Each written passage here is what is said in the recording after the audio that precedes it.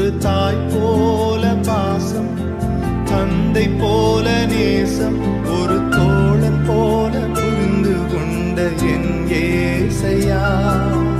உம்மை போல புரிந்து கொண்டது யாரும் இல்லையே, உம்மை போல அரவணைப்பதும் யாரும் இல்லையே, உம்மை போல புரிந்து கொண்டது யாரும் இல்லையே, உம்மை போல